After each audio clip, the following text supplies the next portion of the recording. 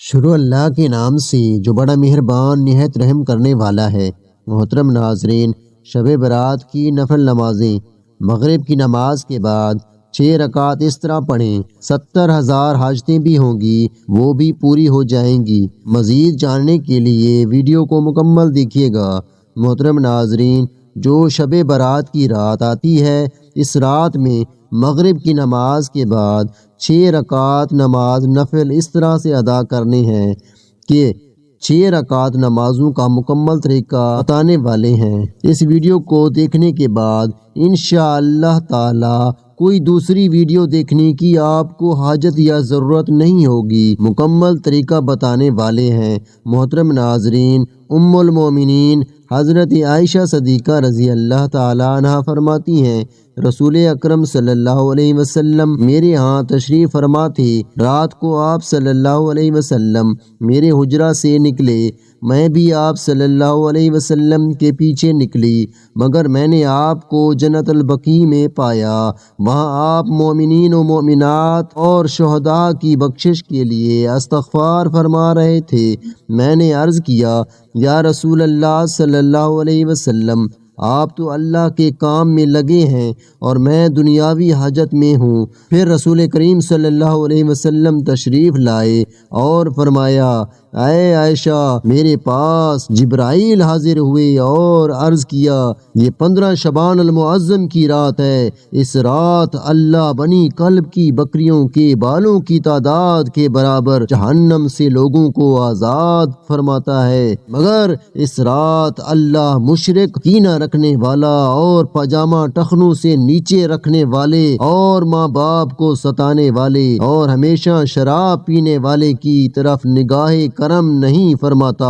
15 شعبان المعظم کی رات میں 14 شعبان کا دن گزرنے کے بعد جو رات آتی ہے وہ رات 15 شعبان المعظم کی ہوتی ہے۔ مغرب کے وقت سے لے کر طلوع فجر تک یہ رات شب برات کی رات ہے۔ اب اس رات میں مغرب کی نماز کے بعد 6 رکعت نماز نفل اس طرح سے ادا کرنے ہیں۔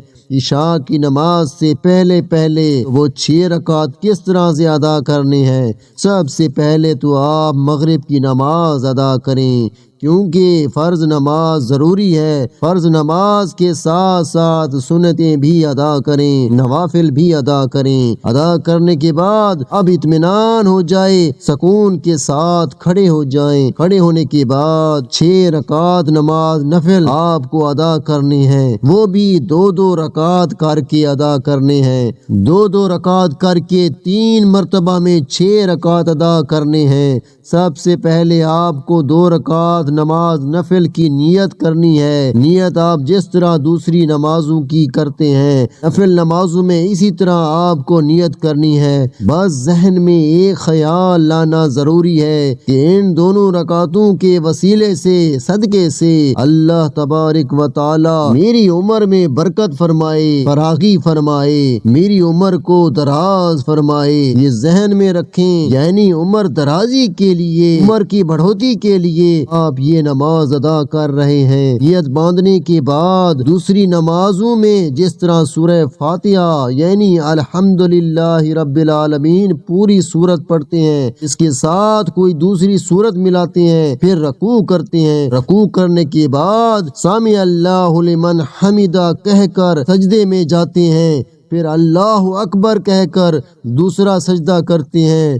دوسرے سجدے کرنے کے بعد کھڑے ہو جاتے ہیں، پھر دوسری رکعت میں بھی اسی طرح سے 1 مرتبہ سورہ فاتحہ، اس کے بعد کوئی دوسری سورہ ملا لیتے ہیں۔ ملانے کے بعد پھر رکوع سجدہ وغیرہ کر کے پھر دوسری نمازوں کی طرح سلام پھیریں گے۔ یہ آپ کی 2 رکعت نماز مکمل ہو گئی۔ 2 رکعت نماز مکمل ہونے کے بعد 1 مرتبہ آپ سورہ یاسین پڑھیں گے۔ اگر آپ سورہ یاسین نہیں پڑھ سکتے تو 21 مرتبہ سورہ اخلاص یعنی قل هو اللہ احد پوری پڑھیں گے، یعنی سورہ اخلاص 21 مرتبہ پڑھیں گے۔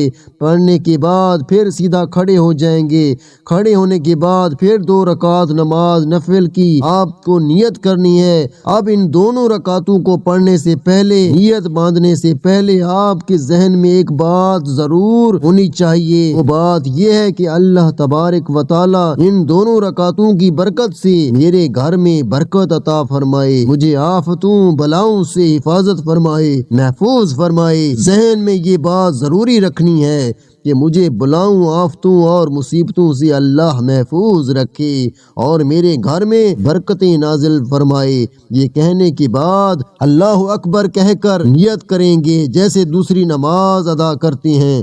پہلے آپ نے 2 رکعت ادا کی، اب دوسری 2 رکعت ادا کریں گے، رکوع کریں گے، سجدہ کریں گے، اس کے بعد پھر سلام پھیریں گے۔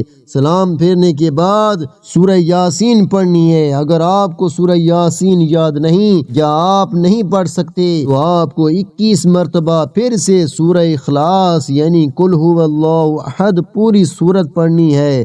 آپ کی 4 رکعت نماز مکمل ہو گئی، اب لاسٹ میں 2 رکعت رہتی ہیں۔ ان 2 رکعت نمازوں میں آپ کو ذہن میں یہ رکھنا ضروری ہے کہ اللہ تبارک و تعالی مجھے صرف اپنا محتاج بنائے، دوسروں کا محتاج نہ بنائے۔ محتاجی، غریبی، مفلسی سے اللہ تبارک و تعالی مجھے محفوظ رکھے، صرف اپنا محتاج بنائے، کسی اور کا محتاج نہ بنائے۔ یہ دونوں رکعتوں ادا کرنے کے بعد سلام پھیرے، سلام پھیرنے کے بعد پھر سے آپ کو سورہ یاسین پڑھنی ہے۔